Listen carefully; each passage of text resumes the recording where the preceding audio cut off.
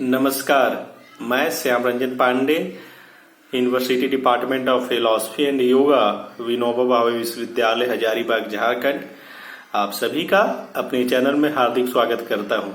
आज मैं आपके समक्ष रिसर्च मैथोलॉजी के एक अन्य विषय सैंपल का चुनाव या चयन एवं उसके प्रकारों की व्याख्या करूंगा। किंतु उससे पहले यदि अभी तक आप लोगों ने मेरे इस चैनल को सब्सक्राइब नहीं किया है तो जल्द से जल्द इसे सब्सक्राइब कर लें, ताकि मेरे अगले आने वाले वीडियोज की नोटिफिकेशन आपको तुरंत प्राप्त हो जाए और आप उससे लाभ प्राप्त कर सके। तो चलिए अब मैं आपके समक्ष सैंपल के चुनाव एवं उसके प्रकारों की स्पष्ट एवं आम बोलचाल की भाषा में व्याख्या करता हूं, ताकि आपका कॉन्सेप्ट क्लियर हो जाए और आप उससे संबंधित प्रश्नों को आसानी से सॉल्व कर पाए। तो देखिए, सैंपल का चुनाव या चयन किसी भी शोध कार्य का महत्वपूर्ण अंग है। यदि शोध कार्य में सैंपल का उचित चुनाव होगा, सही चुनाव होगा, तो शोध कार्य भी अवश्य ही सफल होगा। अब प्रश्न उठता है कि सैंपल होता क्या है।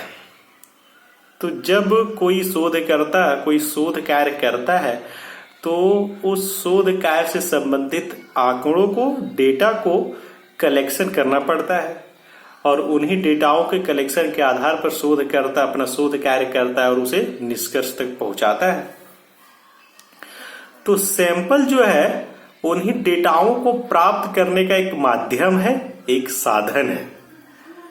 तथा यह आवश्यक है कि शोधकर्ता सैंपलों के चुनाव में, सैंपलों के चयन में अति सतर्क रहे, क्योंकि यदि सैंपल गलत हो जाएंगे तो फिर उसका शोध कार्य भी ऑटोमेटिकली गलत हो जाएगा।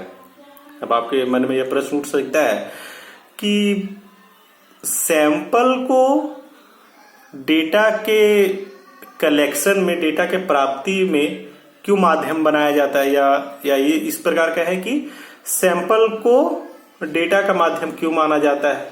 तो इसका उत्तर यह है कि जब कोई शोधकर्ता ऐसे विषय पर शोध करता है जिसका क्षेत्र व्यापक होता है, जिसमें शोधकर्ता स्वयं से सभी उस क्षेत्र से संबंधित विषयों से रूबरू नहीं हो पाता है, हर एक विषय का पर्सनली अवलोकन नहीं कर पाता है, तो वैसी स्थिति में उस क्षेत्र के कुछ चीजों को वह अपनी सुविधा अनुसार चुन लेता है।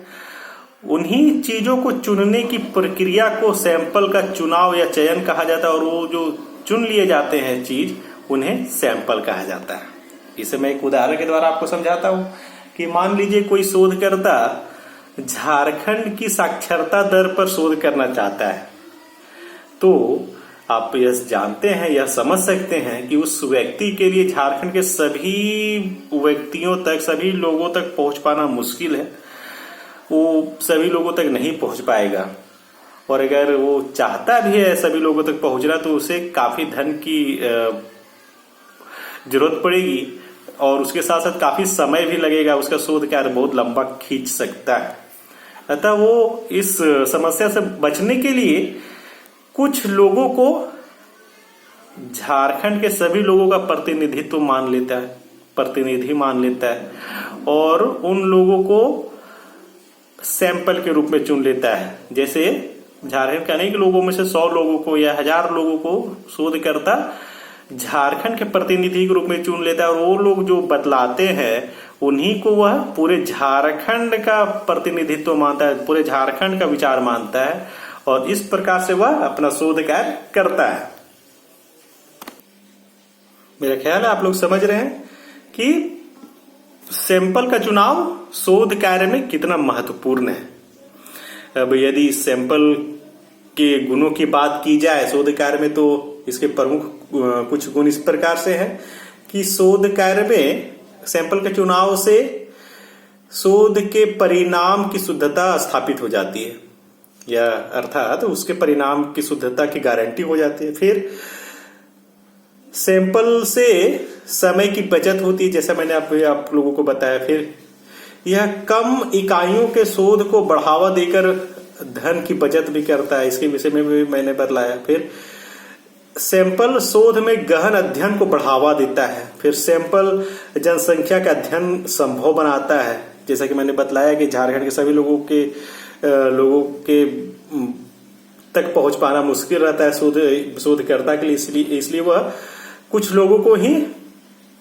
संपूर्ण झारखंड की संपूर्ण जनसंख्या मान लेता है। फिर सैंपल के चुनाव से कम इकाइयों का अध्ययन करने में आसानी होती है, जिससे श्रम की बचत होती है। फिर यदि इसके प्रकारों की बात की जाए तो सैंपल के 2 प्रमुख प्रकार बतलाए गए हैं शोध कार्य में। जैसे पहला प्रोबेबिलिटी सैंपलिंग या संभावित सैंपल, और दूसरा असंभावित सैंपल, जिसे अंग्रेजी में नॉन प्रोबेबिलिटी सैंपलिंग कहा जाता है। अब संभावित सैंपलिंग क्या है? संभावित सैंपलिंग जिसमें जनसंख्या के सभी सदस्यों को सैंपल के रूप में बनने का समान अवसर होता है। अर्थात मान लेते हैं कि किसी गांव में या किसी क्षेत्र में जहां करना है शोध का विषय, उसे कोई शोधकर्ता बनाता है, तो उस क्षेत्र के सभी लोगों को वह सैंपल के रूप में इस्तेमाल कर सकता है। उन सभी की समानता होती है, सभी, उसमें कोई निर्धारित नहीं होता कि कोई फलाना आदमी ही उसके सैंपल के रूप में इस्तेमाल किया जा सकता है। तो इसके लिए कुछ विधियां भी है संभावित सैंपलिंग के लिए। जैसे पहला है सिंपल रैंडम सैंपलिंग, दूसरा है स्ट्रेटिफाइड रैंडम सैंपलिंग, फिर है cluster sampling. Simple random sampling में लॉटरी के द्वारा या सिंपल रैंडम नंबर टेबल आदि जो भी खेल होते हैं उनके द्वारा शोधकर्ता अपनी जरूरत के हिसाब से जनसंख्या में से कुछ लोगों को चुनता है, उनका चुनाव करता है। फिर स्ट्रेटिफाइड रैंडम सैंपलिंग क्या है?